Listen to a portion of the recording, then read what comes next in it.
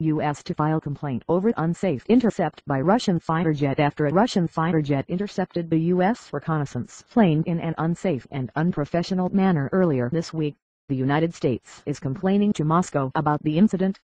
An RC-135U Combat Sent, similar to this one, was intercepted in an unsafe and unprofessional manner earlier this week, the Pentagon says.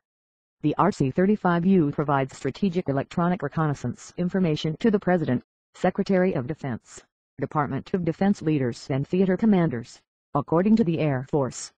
Click through the gallery to see other U.S. and Russian planes. Photos, U.S. and Russian military aircraft. 11 photos expand gallery. On Tuesday, the U.S. RC-135U was flying over the Baltic Sea when it was intercepted by a Russian Su-27 flanker. The Pentagon said the incident occurred in international airspace north of Poland.